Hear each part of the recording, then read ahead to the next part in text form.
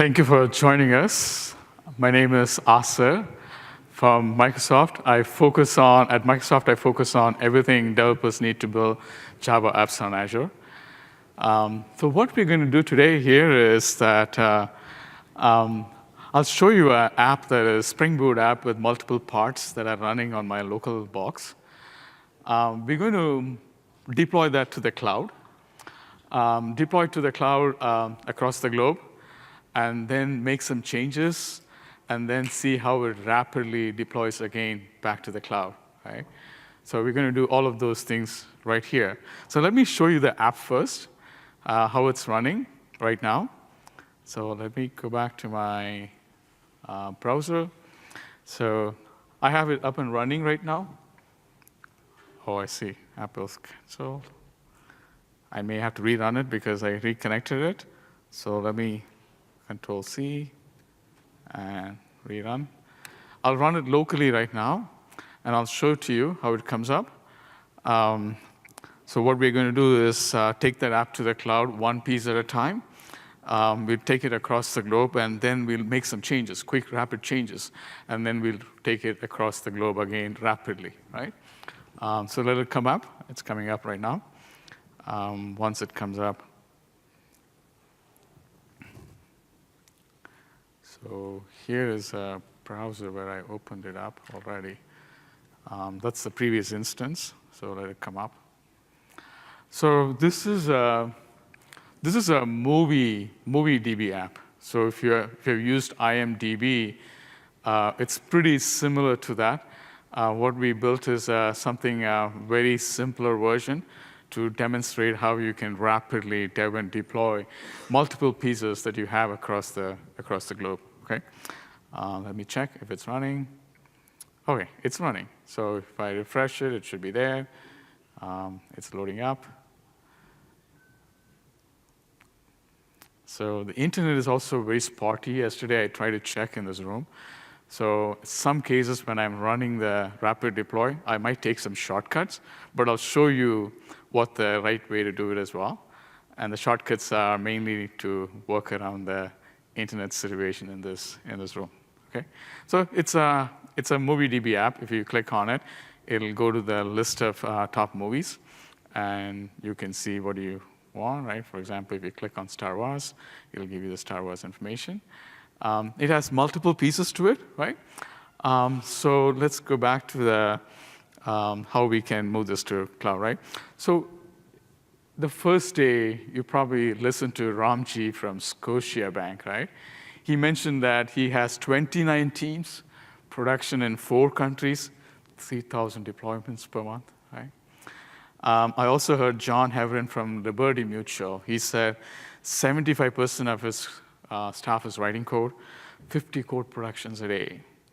And they have some kind of holistic, ambitious thinking, right? So how can you go quickly from concept to prototype to production and multiple productions per day, and you make changes and you want to see it and hand it over to the customers and then test it, right?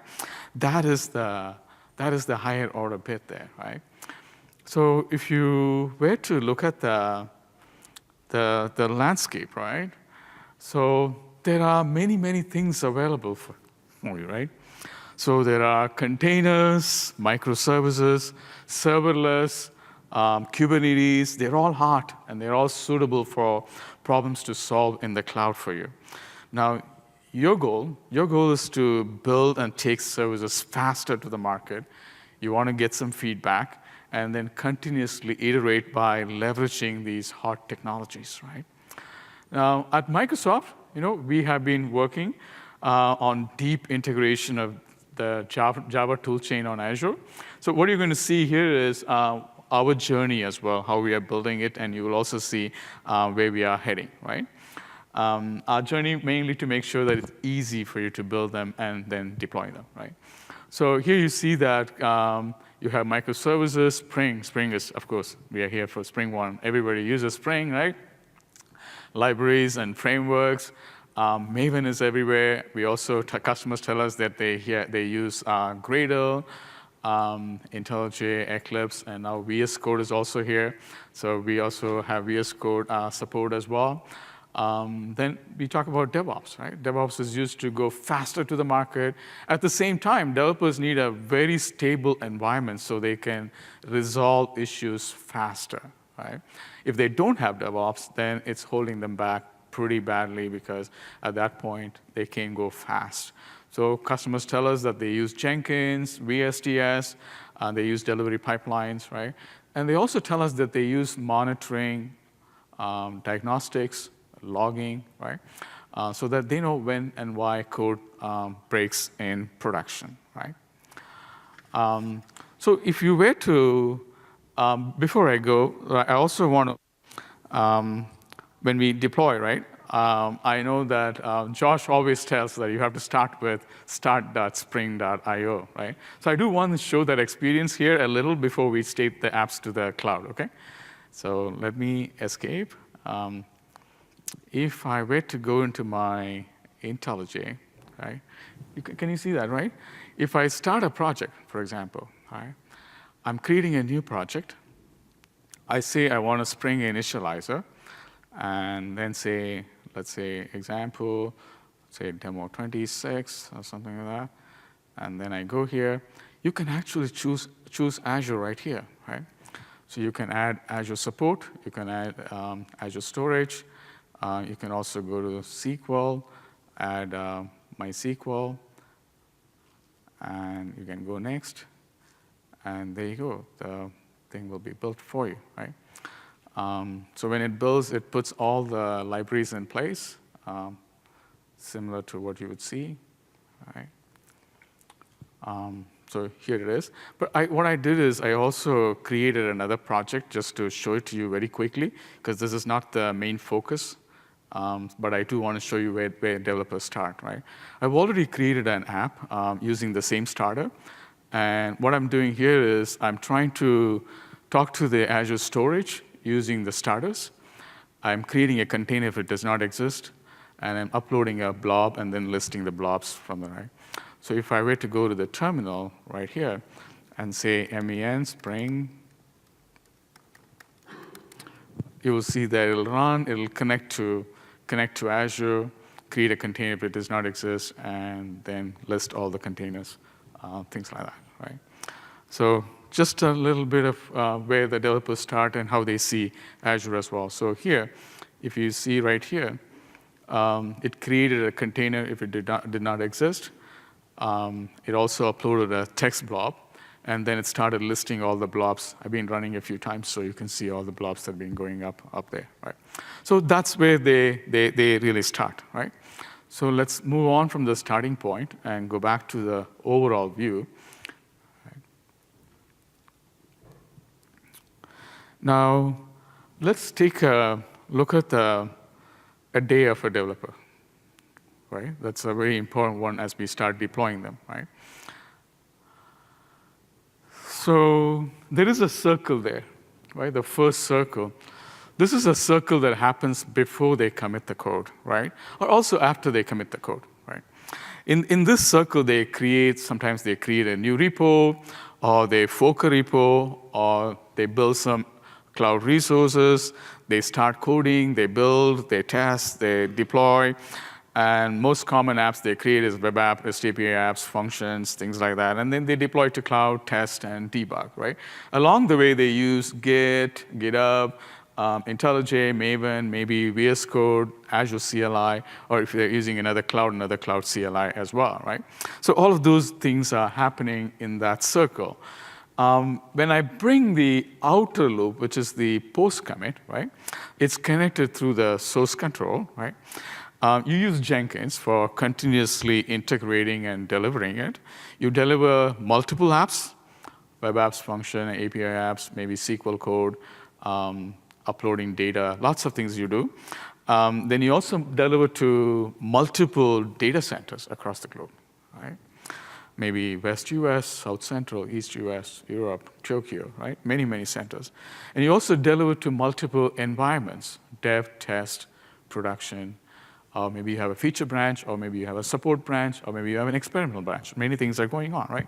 And you also enable monitoring and diagnostics, so you can actually know what is happening proactively, right? you know when and why the code breaks in production, right? That's a very important piece right there, right? Now, as you go through the pre-commit and the post-commit loop, right? When you are in the rapid dev and deploy, what happens is they both come together, right? The developer makes some changes, he runs locally, he deploys to a sandbox, tests, and then maybe put it in a dev area, then it's tested, and then it goes to a test area, and then finally somebody reviews, inspects, and then they click on the production, and it finally gets onto the production area, right? And that's how the loop exists there, right?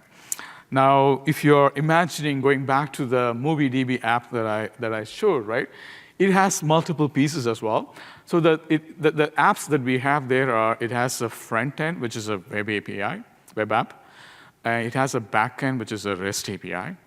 And it also has a function, right? We used one function, but we can use any number of functions, right? To demonstrate how these things can come together, right? Now, as you are building it, right? As you're imagining how you are building this modern Java app in the cloud, say the movie database, right? So there are several things that high-velocity, high-performing organizations do, right? There are several things here.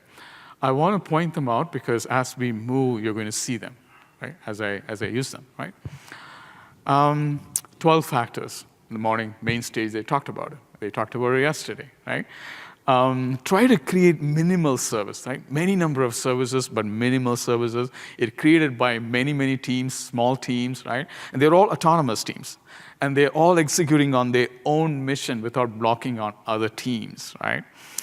And they build apps and services that are fully powered by microservices with backend made up of multiple services. A service may not make sense, but when they all come together as a composable piece, then they make deliver the value. And they also small ones in a way that they carry like a single responsibility in a very clear way, right? And also when a service fails, the failure radius is very small. Only one small service is actually failing, right? And these services, they run in clusters, and they run across the globe, right, across data centers, right? Now, each service, they have independent lifecycle. Nothing will hold the team back. They can use whatever technologies they want, right? And they build it in a way that they are replaceable. So if the services doesn't look nice the week after, they can change it. The key piece is the API and the connection that goes to other services, right? As long as you can maintain that, you can, right? So they use 12 factors to minimize to transform to a very minimal service and a collection of services. Now, when it comes to deployment, customers tell us that they start with an empty deployment, right? Just create an empty service and deploy it and see how it works, wire it all up, and then start adding features one at a time. And they use declarative deployment, declarative configuration, and declarative resources. Many cloud providers support them. Azure also supports it. They have ARM templates, configuration, many ways to create those declarative deployments for you, right? And code is packaged. A lot of customers tell us they package them in containers and deploy them, Docker containers, and they just deploy them, right? They're all building plain Java SE apps, many of them, right? But if you prefer to use app servers like Tomcat and other app servers, sure, you can do it. But many of them are using Tomcat. And they also use circuit breakers so that they can keep failure when they code in the mind, right? So that it takes care of the failure points as well. Authentication, right? So every connection to a service is authenticated. That's what we hear. So cloud providers support that. There were many talks about Spring Security right here, right? We also had a talk. Yahweh presented how you can wire up your Spring Boot apps to authenticate using Azure Active Directory, right? You can authenticate and authorize. He walked us through how to, he had a live code walking through, so there's a recording. If you want, you can go back and watch it as well, right? Now, testing. Testing is almost like a pyramid, right? The unit tests, integration tests, UI tests, mock tests, live staging tests, right? And they test against staging, test in the testing environment, even testing in the production before they release it, right? Many things happen right there. They place services closer to the users. That's a very important thing, right? So if you're using Docker containers and you're deploying Docker images to many of these platforms, if you're serving in the European data center, if you're serving in the Hong Kong data center, you're serving in the American data center, you probably want to have container registries closer, so when the deployment happens very, very, very quickly, and the services are placed very close to your users, right? That's a very important one. So they deploy to multiple data centers, services are placed closer to the users, and all these services are stateless. So the actual replication happens at the data layer, right? That's where the data is shared. Log aggregations, right? So many of our customers tell us that without all the logs aggregated in one place, they do not go into production, right? So whether they use Splunk or Elasticstack or our own log analytics in Microsoft Azure, everything they use it, and all of them are connected in Azure as well, so you can use them, right? So as you are experimenting and rapidly developing and deploying this code, you want to know how your customers are using your services, right? So you want to add telemetry, instrument them, have analytics, everything wired up, so you can understand how they are actually using your services right there. Of course, CI/CD, DevOps is everything. Otherwise, you can't rapidly dev and deploy right there, right? So for the MovieDB, we are going to use the basic layout. You can see that, right? This is where we are going to start deploying it right now, right? So if you look at this layout, right, you can see the internet-facing web apps in the bottom, right? Right there. So these internet web apps are running on containers in Linux containers. They're all running on Azure web apps, right? Now, they can run across multiple data centers, right? For the sake of the live code deployment, what we'll do is we'll deploy to East US and deploy to Europe, right? You can watch that deployment right away, right? And then for better performance for the web apps, we have a traffic manager right in the front, so it can route requests based on where you are, right? And there's also a Redis cache sitting, Azure Redis cache sitting in the back, so it can provide you high throughput and low latency for all the requests that are coming in, right? Now, the container images for all these web apps that you see there, they are built using Docker, and they are pushed to an Azure Container Registry, which is nothing but a managed Docker registry in Azure. You can create those registries across the globe. We are using one, but you can use multiple, right? Now, these web apps, they are communicating to data apps that are running in Kubernetes. Those are REST API apps. Now, Kubernetes, they are clusters in Azure Container Service. Right before the Kubernetes, what you see is a traffic manager. So it can balance the load coming in from web apps to the Kubernetes clusters. And you can have one in East US, one in Europe, one in Asia. You can have any number of Kubernetes clusters running, right? Now, those data APIs that are running inside Kubernetes, right? What they do is they store and read data from MySQL. They store and read images from blobs, storage blobs right there, right? That's from the Azure storage, right? So when a user comes in through the traffic manager, he uses the web app, reads data, uploads an image. As soon as he uploads image, we also use some functions. What we do is as soon as an image is uploaded to storage, a function is triggered. It will start resizing the images for different platforms, whether it's mobile, desktop, or a bigger screen, right? So that's what the functions do. We also have Azure Key Vault.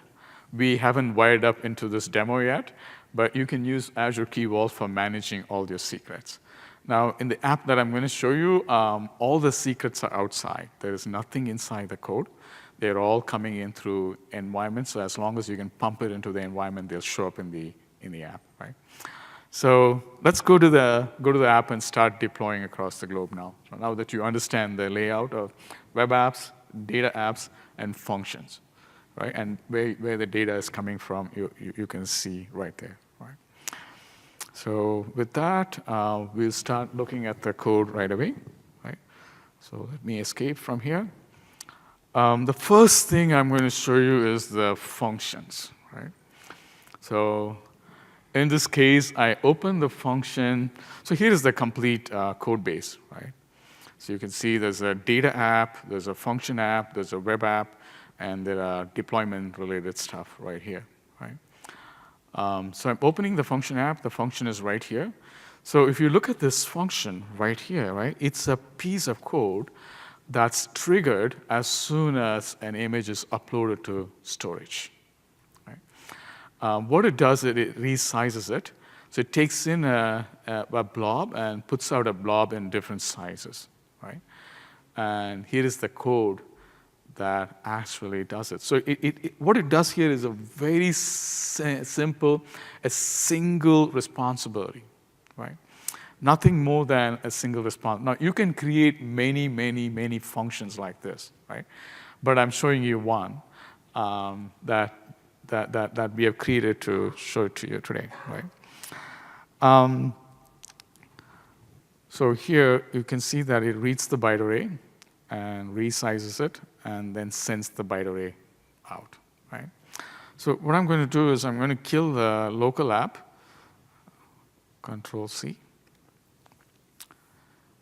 Where am I? Okay, I need to go to the function app.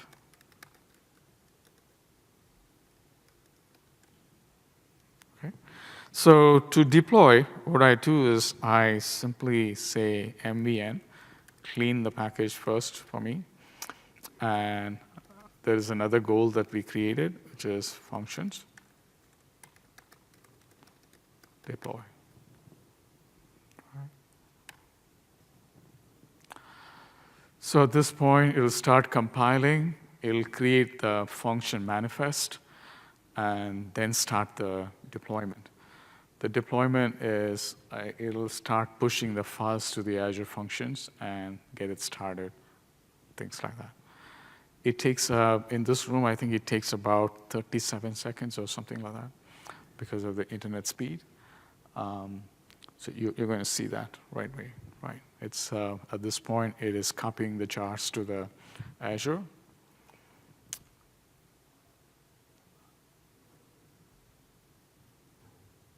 Yeah. All right, I think it's deploying at this point. It's very close. I've turned on the info log trace, so you can see that log trace. You can minimize that by turning it off anytime you want. Right, I think it's uploading, deploying. Good.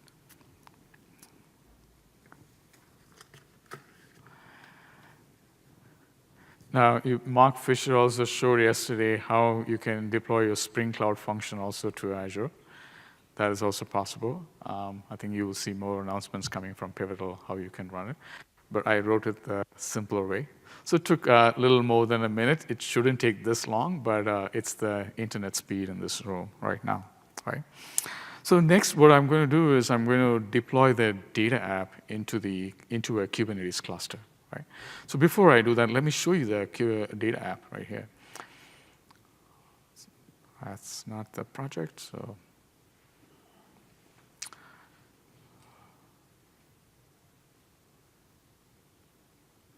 Okay. So here is the data app. This is the data app. And you can see the source right here. It's nothing but a Spring Boot REST API application, right? So this Spring Boot, just like the way I started with the initializer, because it uses storage and MySQL. That's why I showed you how to create using start.spring.io first, right? So it was created just like that. So here you can see it's a simple Spring Boot app. You can see a movie is represented right here, and it maps to the table in movies, right? It's an entity. And here you can see the movie repository. It's an interface, and it's implemented right here. And here's the configuration. I also want to show you the related configuration here as well.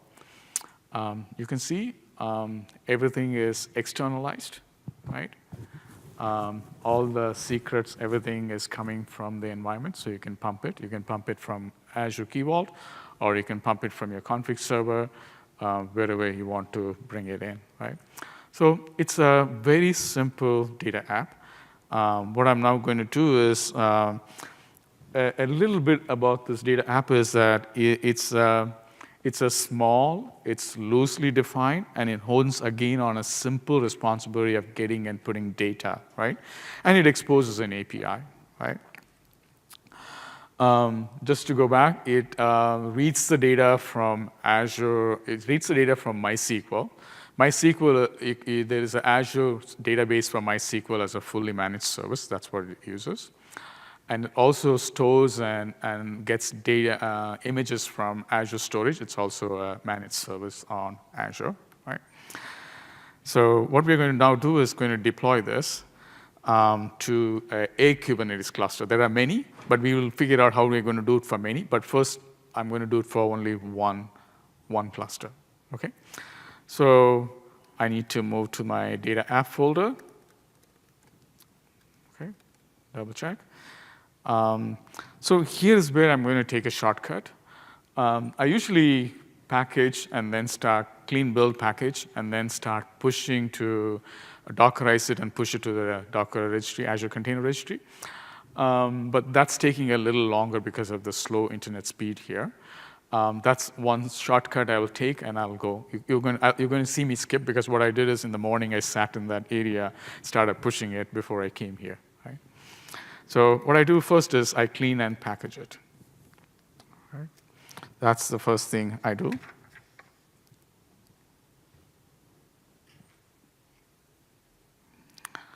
This will not take very long. So after I do this, the next step is something like this, right? I would say Docker build and Docker push, right? Now this takes long, so I'm going to skip, and I've already done this part sitting in that coffee area this morning, okay? So the next thing is I will start creating the Kubernetes resources and then start applying to the cluster, right? So what I do is MVN, fabric 8, create all my resources, and then start applying my resources to a Kubernetes cluster in Azure, right? So this will run. This won't take too long because the image is already uploaded. At this point, it's only deploying it. Right?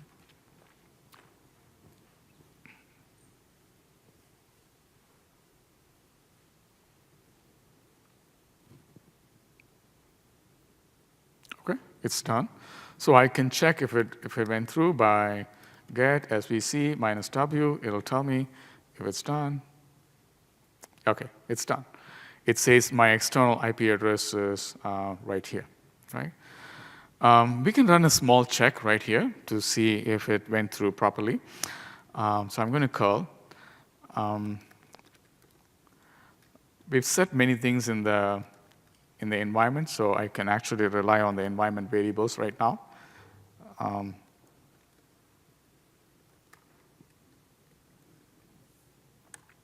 Okay, it's alive, right?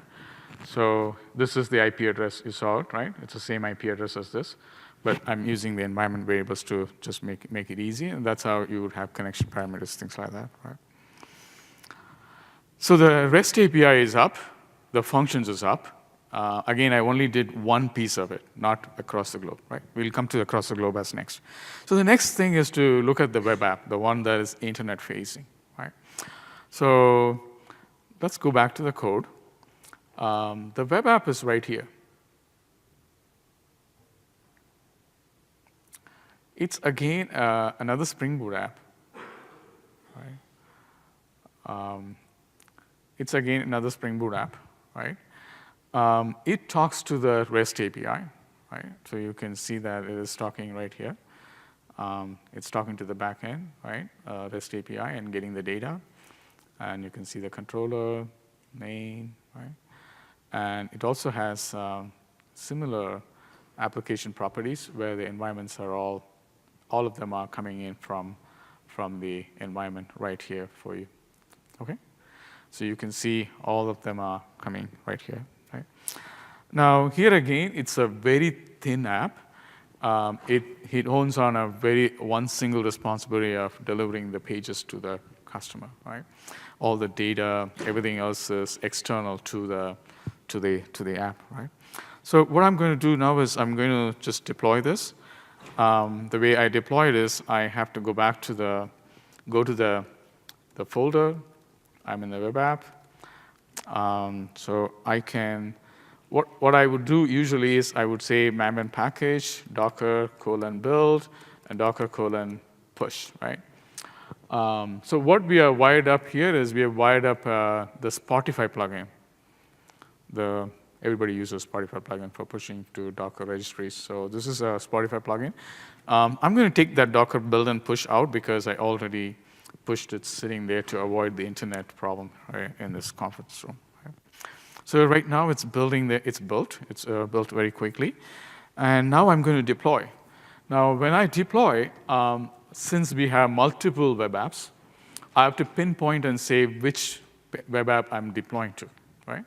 So I can do that directly from command line. I would say Azure web app :deploy, right?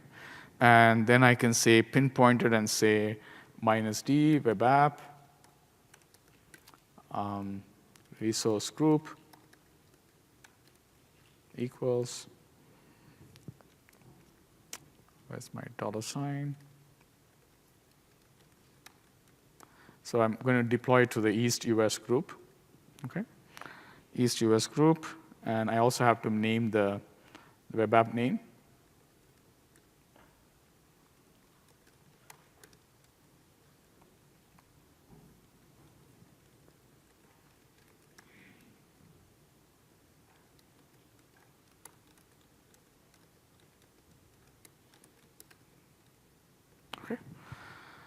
So I'm pinpointedly telling go deploy into a specific data center right now.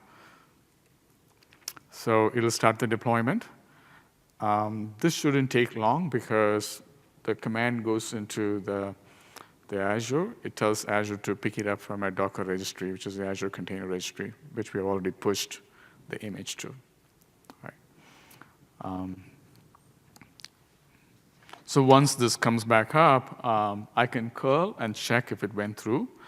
If it went through, then we can open up the app and see how it runs. So this is the first deployment. As a developer, I developed an app. I built it locally. I ran it. And then I started deploying to one unit, right, just to see how it works, right, before I go all on board to deploy across apps. So it's done, right? So I can actually curl that and see if it's up, right? So the way I curl is I say HTTP East US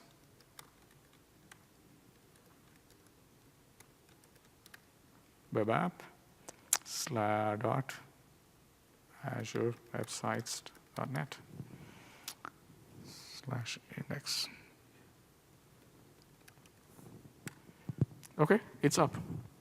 So it's this morning, right? So what I can do now is I can actually open the app, right? So I go back to the previous command and say, just replace the open curl with open and see what happens. There you go. So you saw it running locally. I just moved the app to the cloud, right? But again, one instance of the function, one instance of the data app in one cluster, and one instance of the web app running in Azure Web Apps, right? So when I click on here, it's the first time loading, so it'll go pick it up. So now it's there. Let's say I go to Matrix. Where is Matrix here? Oh, Matrix is not here. Oh, here it is. I go into Matrix, and I choose to upload an image, right? So let's say here's my Matrix image. So I choose, and it'll upload, right? So it'll start uploading, and as soon as it gets uploaded, the function kicked in. Function start computing, and it computed thumbnail in different pieces, right? So if I come back up, right here, and I refresh this page, you would see that the computation went through. So the function kicked in, it computed different sizes, and that's being delivered to my, right? So you saw the full way of coming all the way from running it locally and running into one unit in the Azure cloud right now, right? So now it's time to start thinking about deploying across the globe, right? So this is where automatically making it automatic, continuously integrating and continuously deploying comes into picture, right? So we're going to use Jenkins for this demo, right? We have multiple plugins for Jenkins. You can use our login plugin. There is storage plugin for storing all the build artifacts. We have agent plugins, so you can start creating multiple build agents, maybe VMs or containers in Kubernetes. And we have multiple deployment plugins. So we are using that to wire up CI/CD for this demo. But you're not limited to Jenkins. You can use Team Services. You can use, there are many available in the market. You can use all of them, right? So what I'm going to show you now is our Jenkins right here. I think it's this one. Yes. So what we have done is we have wired up all the deployments. Now the wiring up is not for a single deployment. We are now deploying to multiple data centers, right? For the demo, we are using East, US, and Europe. Now you can replicate this to any number of data centers, right? Now when I kick off a build, now this build happens in the cloud, and it's deploying to multiple, so it takes about 4 or 5 minutes. Now, if I kick off the build and I wait, it'll come back. But in the meantime, we can start talking about other things, right? So I'll start a build right here, right? So you're going to see the build start. I'll wait until the build starts, and then we move to the next. The build already started, I believe.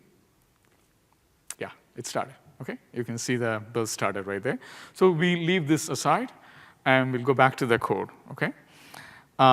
So how did we build, right? This is a very important one. So I want to show you the code, how we have lined up the Jenkins file right here. So let me get rid of all these. Right. So here you can see the various stages that you saw: prepare, build, test, and push the Docker image, and then you deploy. And you can see how the data app, web app, and the functions, everything is getting deployed right here, right? Now, you can use the same pipeline file for deploying to different groups, right? Here you can see how we are deploying to the Eastern US data center. We're also deploying to Western Europe. You can have any number of, right? And that can be taken care of in parallel by Jenkins right there for you. Now, I showed you one environment here, which is the dev environment, right? In real world, of course, you'll have more than one. What we hear from customers is they have of the average of nine environments. So dev, test, prod, and they have multiple features and multiple experimental branches going on, experimental environments going on. Now, you can build any number, right? Now, what we have done is we have built 3 to show you, right? We have built dev, we built the test, and it's prod. It's the same Jenkins file, but we are creating multiple. And we are creating different layouts on Azure. Same layout, but different ones, right? One of the key pieces in 12 factors is you want to maintain the same Azure layout as you move from dev, test, and production. Of course, your production, you'll have a lot more resources engaged, but the thinnest version should be the same so that you're able to replicate what's going on in the production as well, right? So let's go back and see if the build is done. I think it's running, so we can let it run right now. What we can do right now is, while that is running, I do want to show you how you can wire up monitoring or diagnostics, right? So it's if you're using, let's say, using New Relic, AppDynamics, Dynatrace, OverOps, any of those products that are available outside. We'll show you an example of how we are wiring up, and then we can go from there. So let's see.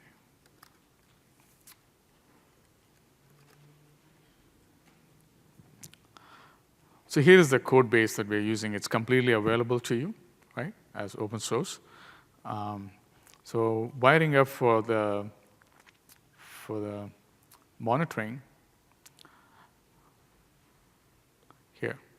So we are showing how you can wire up for New Relic, right? So for New Relic, of course, you have to purchase New Relic. Then they'll give you the secret keys that you have to provide for the deployment. And they also have an agent, and you can package the agent inside a build, right? And the way we set it up is you can package it for a different goal. In that goal, when you enable it, the agent goes in, your secrets go in, and they get wired up, and then all you have to do is go to the New Relic dashboard, and then you can start seeing the numbers. Similarly, we tried for another vendor as well, which is OverOps, right?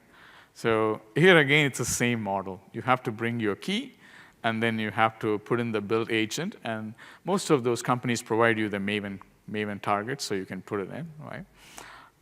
If you're using Azure App Insights, we have also wired it up. All you have to do is bring the secret key, and then you have to just redeploy it, and it'll go through, right? So I'm going back to the dashboard to see if it's built. Okay, it's pretty close. So while it's building, right, I think we showed you the 3 environments as well, right? We can slide to, once that comes up, we can go to the app and we can see it run across the globe, right? What we're going to now do is we're going to start modifying the app a little, right? And start testing it locally, how it works. And once it works, then we'll start pushing to the globe, right? And how it gets rapidly deployed as well. So what I'm going to do is I'm going to go back to the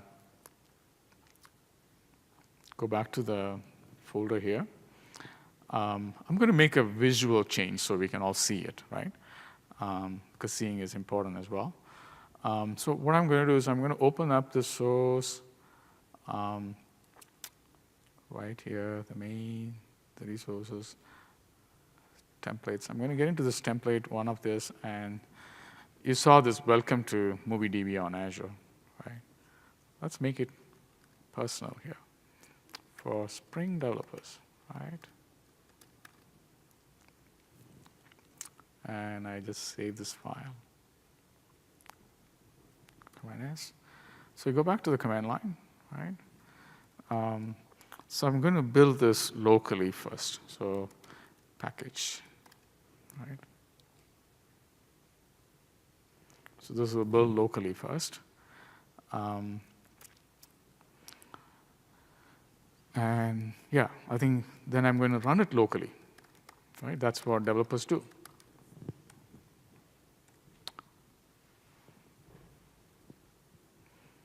While it's building, we can check on our build right here. I think it's very close. One good thing is it does not depend on the internet speed in this room because it's building in the cloud. Okay, I think this one is coming up. So I made a change.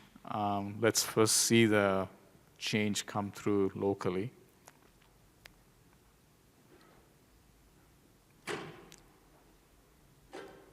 Okay, I think it's done. So let's open the app locally. Oh, this is also done. Okay. Okay, let's see the local change first before we go and see what's happening in Azure front. Okay. So the local host. It's loading at this point.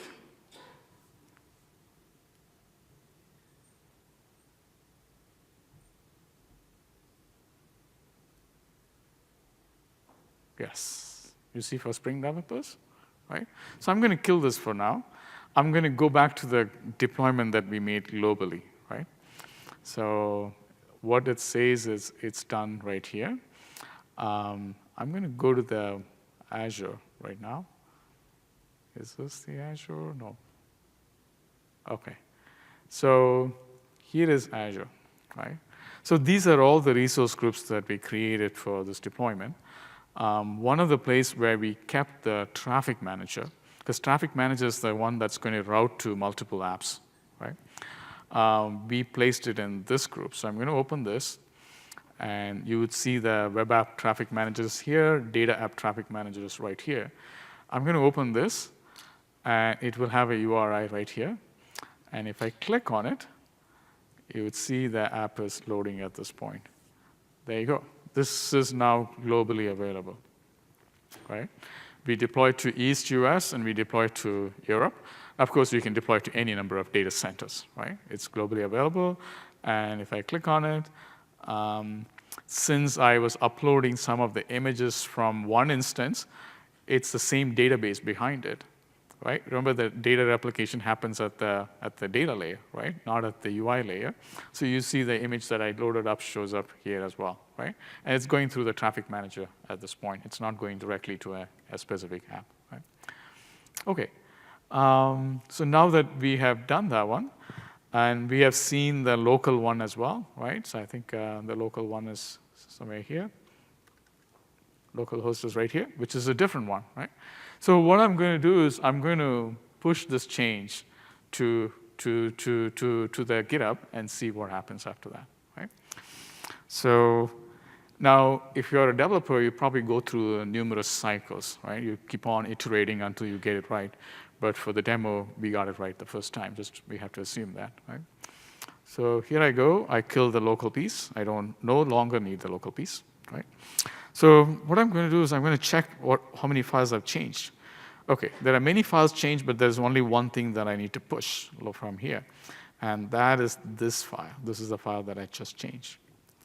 So I copy that file, and I say git add this for me. OK.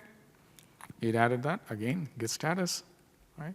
OK, so that's already queued for commit, right? So git commit -m changed.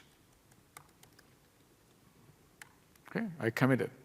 At this point, I can push it to the registry, push it to the GitHub, right? So I say GitHub, git, push, origin, master. Okay, it's pushed at this point. Right. Now, what happens is the GitHub at this point will trigger a build for the dev environment, right? So let's go and see that. I believe it's this guy. There you go. It already started. And it's originating because of one commit that came in. See, right here. Okay. So now this will go. It'll take a similar cycle. It'll go, and it'll start building and start deploying all across the globe, right? So that's something that's happening right now. Okay. Now, let the build continue, right? Of course, if you're operating in your dev environment, again, you'll go back to your local environment, keep on building, and keep on deploying it, right? Now, think about deploying 50 productions a day. All the customers are talking about 50 productions a day, 3,000 productions a month. Like, this is how you get it, right? You set it up in a way that you can deploy it, show it to your customers, right? Now, when you get your customer feedback, right, you can then go back and continuously iterate, make some changes, and then you want to put it out, right? Now, while this is building, right, after this builds, we'll look at the changes globally available, and then we'll start scaling up as well, right? We can manually scale. Also, we can automatically scale. But I'll show you how to manually scale. Automated scale will be based on some kind of metrics. You can set up CPU time, usage, and then it'll automatically scale as well. So once you have that, then I think you have the full cycle, right? Now, in the meantime, what I'm going to go is I'm going to go show other things. While waiting for this, I'll show you other things that we have on Azure as well, right? So let me go back to my deck for a moment, right? So here it is. So it's available on GitHub, right? The same code that I was running back and forth, right? Now, as a Java developer, right, you can rapidly deploy, and scale cloud apps using containers, serverless, web apps, microservices all across the globe, right, using Azure. Now, there are many things that we support, particularly tools that you know and love, right? And you can use all of them. I do want to point out a subset here, right? Azure is pretty large, right? A subset would be like if you are deploying to, you can deploy to web apps on Linux, you can deploy into Kubernetes, Azure Container Service, or you can deploy to functions, or you can deploy to Pivotal Cloud Foundry. Pivotal Cloud Foundry also runs on Azure. There are numerous offerings. They also have the slimmer version now as well that they announced at the main stage 2 days ago. You can use many data services. These are all managed data services. You can use SQL database, MySQL, PostgreSQL, storage, Redis, Cosmos DB. Cosmos DB is a collection of databases. You can use DocumentDB, MongoDB, Graph, Table, and Cassandra. For messaging, you can use Service Bus and Event Hub. If you're managing secrets, you can use Key Vault, right? I already mentioned the code is ready for wiring up for Key Vault. That's the next step that our team will be working on to wire it up. So we can also show how it's wired up for Key Vault. You can authenticate and authorize. This is what Yahweh code walkthrough for authentication using Azure Active Directory. We also have plenty of data intelligence and analytics services. It's called HT Insight. It's a collection of Spark, Hive, MapReduce, HBase, Tom, and Kafka. If you want a demo of some of these, stop by at our booth.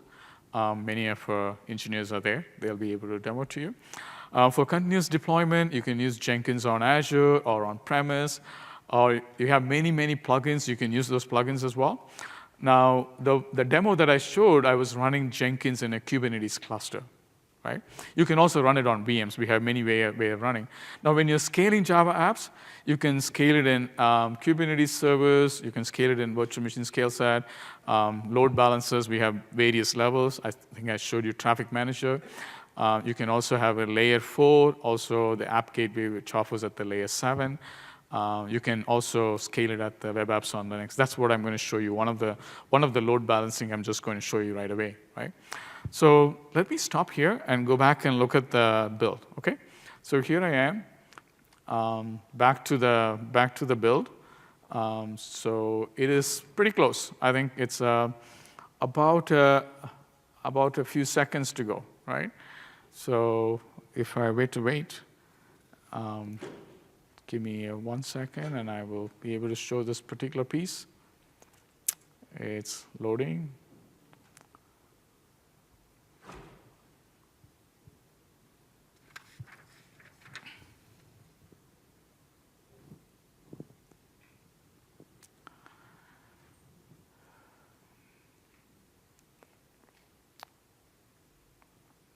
Now, for logging, you can log it to Splunk, or you can log it to Elastic Stack on Azure, or you can use Log Analytics, which is also a complete ingestion machine on Azure, right?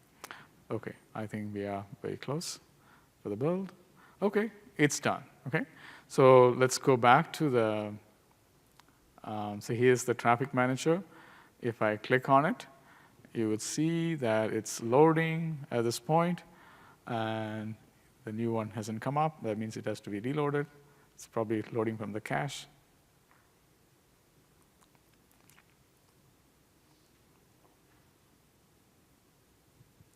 think it'll take a few seconds. I think it's caching. Let me reload it one more time. Am I in the right place? Yes.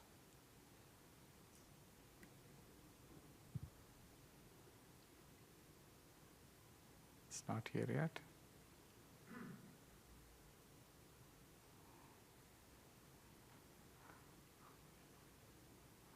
Okay, let's come back to it because maybe it takes a couple of seconds. It's probably caching it. Kill it one more time.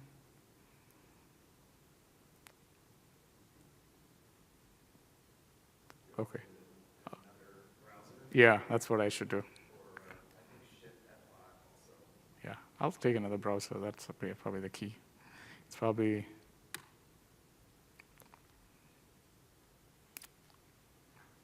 It's loading. Let's see what happens. Yeah.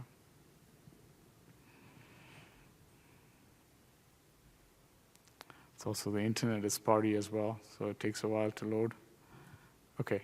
So while it loads, I can show you how I'm going to scale up as well. Let it load. I'll come back to this. We'll do the scaling part a little now. Okay. So I'm looking at one of the web apps here, right? There are multiple web apps across the globe, but I'm looking at one here. You can see that it's actually a single count right now, and we haven't enabled autoscale. If you enable autoscale, it's by some metric, right? You can enable it. So what I'm going to do here is I'm going to increase the number of counts, right? So the way I do it is I go here, and I say Azure App Service for me. Change the number of workers, right? I want it to be 3, and I'll put I have to specify the name at this point because I'm talking about one particular web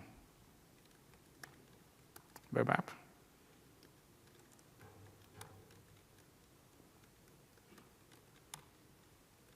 And one particular resource group as well. And I believe it is something like this.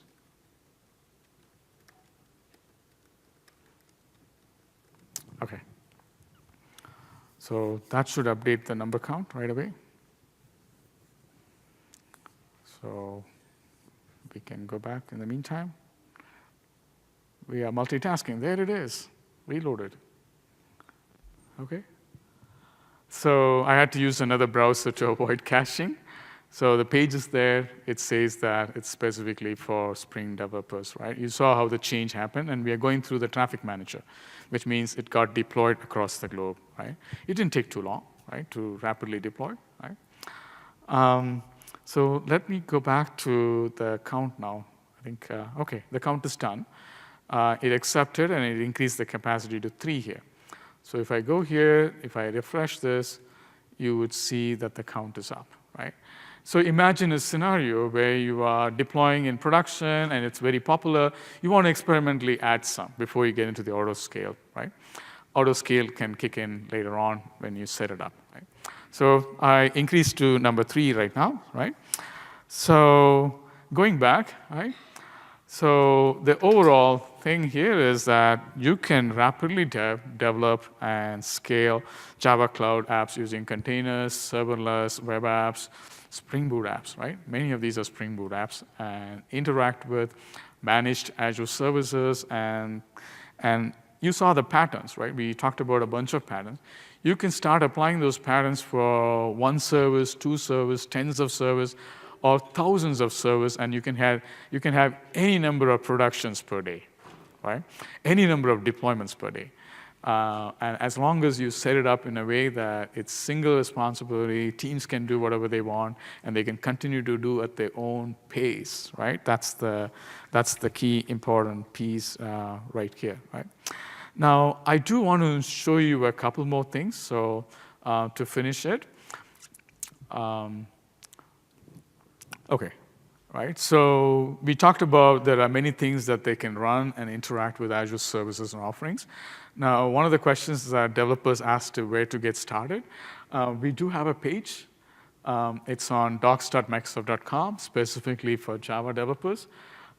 It introduces many things. There are some getting started. There's a long list of libraries you can see. There are many, many things available there, right? You can check it out. And for this particular Spring One conference, we also have a Spring on Azure page as well, right? Which is one of our sub-pages in the Java on Azure page, right? You can see it. It contains all the information that you need to get started, or if you're already using it, this is a reference material for you, right? And then I think you can stay connected, the same link right there, Java on Azure. We had many presentations here, right? They're all interrelated, right? Eric Gama, he introduced some of the pieces. Then Yahweh came in and showed us how to enable authentication and authorization with Azure Active Directory and Spring security. And Shake and Chris Anderson, they showed us how to create, deploy, test it locally functions and deploy to Azure, debug locally, and also debug in the cloud, remotely attach and start debugging in the cloud, right? And Brian Bench showed us some of the top ways to deliver your Spring code to the cloud. If you're .NET developers, Beth Massey also showed you how to do the steel toe, right? Beth Massey and a pivotal speaker showed us how to do that, right? So yes, you can rapidly deploy, scale Java Cloud apps across the globe in minutes. Maybe you can have any number of productions per day. Any number of team members can work, right? It's a way to rapidly dev and deploy, right? Questions from?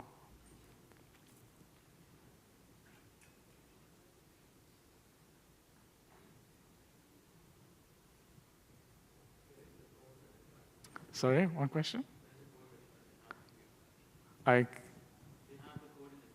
Yes, we have the code in the GitHub. That is the link. It's the MovieDB.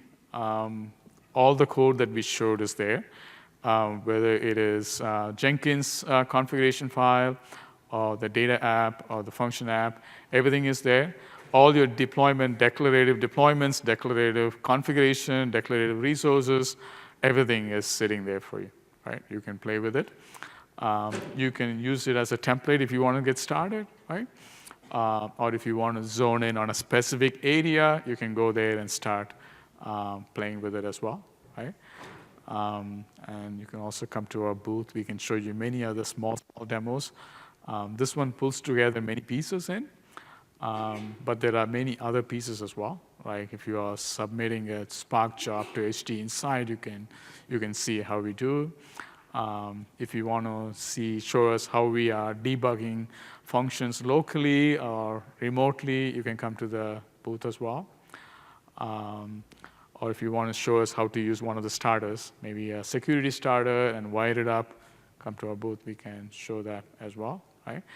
Or if you want to see how to interact with a specific service. For example, if you're interacting with Service Bus, interacting with Event Hub, we can show you how in the booth as well. The booth, we're also showing how to deploy Spring Boot apps onto Pivotal Cloud Foundry running on Azure, as well as running on Azure Stack, right? Which can be on-premise. So they are showing that as well. We're also showing how to deploy Spring Boot apps into Service Fabric as well. So you can see all of them in the booth. And you can also, many of our engineers are here. Team members are here who are all working on Java. You can talk to them, get lots of information from them about how they do. And if you have any feedback, you can also share with them as well.